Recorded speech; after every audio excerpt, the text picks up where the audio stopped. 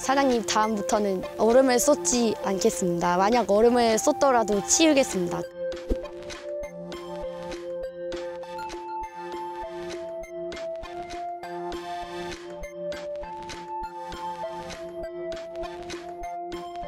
이제 얼음은 잘 뽑나요? 아유, 잘해요. 기가 막히게 하더라고요.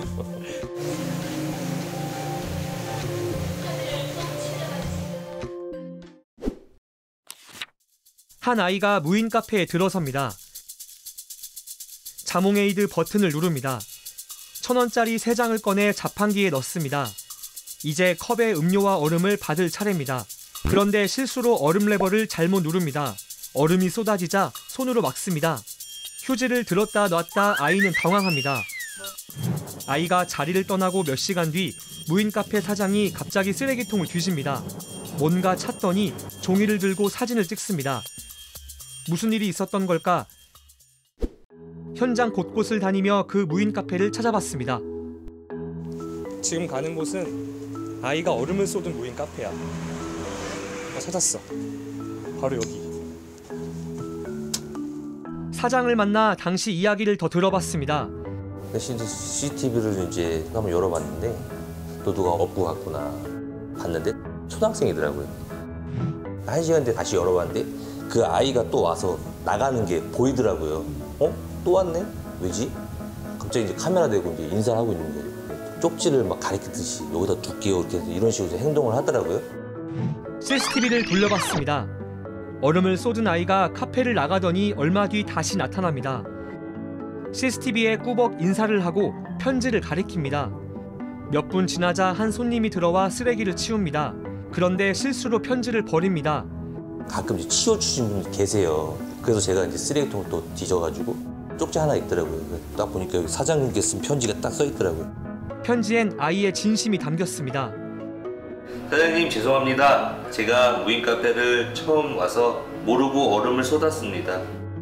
장사 오래오래 하시고 행복하게 지내세요. 다시 한번 죄송합니다. 사장은 기특함에 울컥했습니다.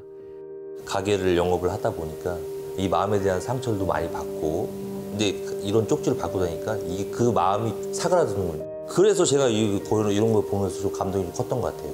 이런 친구들을 만나본 적이 없으니까 요즘. 아이에게 마음을 전했습니다. 저 무인 카페 사장인데 어제 편지 잘 받았다. 참 고마운 마음에서 이렇게 연락하게 됐다라고. 제가 영업하는 그날까지 무료를 주겠다라고 이제. 다음 날 아이 어머니에게서 연락이 왔습니다. 어머니께서 음료는 정말 정중하게 거절을 하시더라고요. 요즘에 아이들 보호하는 부모님 엄청 많잖아요. 아이를 보호하는 게 아니라 먼저 저한테 죄송한 마음을 전달을 하더라고요. 사장이 SNS에 올린 아이의 소식은 큰 화제였습니다.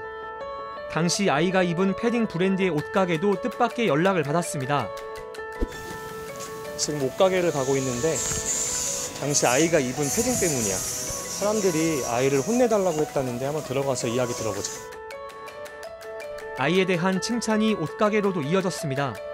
옷가게는 아이에게 새 패딩을 선물했습니다.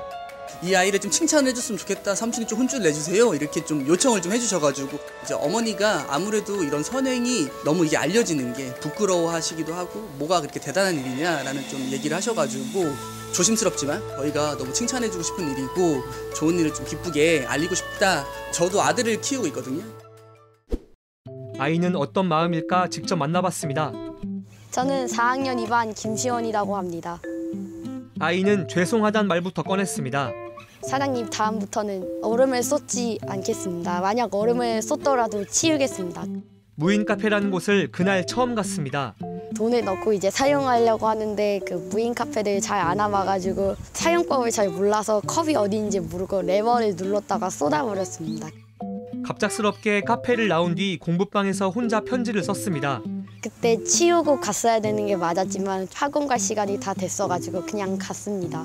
근데 학원에서 공부를 하는데 너무 마음에 걸려가지고 불편한 마음에 학원이 끝나자마자 무인 카페로 달려갔습니다. 일주일 용돈은 5,000원, 음료를 사고 남은 돈을 편지에 넣어뒀습니다.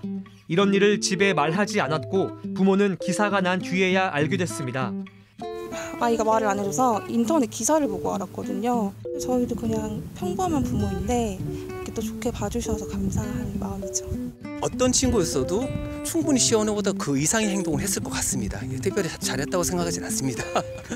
아이는 장사를 오래 해달라고도 했는데 이유를 묻자 천진난만한 답이 돌아왔습니다. 거기 자몽 에이드랑 아이스 초코가 맛있어요. 그리고 콩빵도 엄청 맛있고. 그날 이후 무인 카페 사장과 아이는 매일 만납니다. 이제 얼음은 잘 뽑나요? 아유 잘해요. 되게 기가 막히게 하더라고요.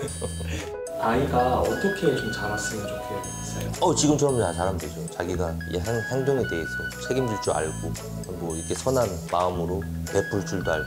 사장님은 어떤 아이였어요? 저요? 천방지축이요. 통제가 안 됐어요. 네. 시연이는 어떤 어른이 되고 싶어요? 저는 성실하고 멋진 어른이 되고 싶습니다. 더 성숙하고 성숙한 사람이 되고 싶습니다.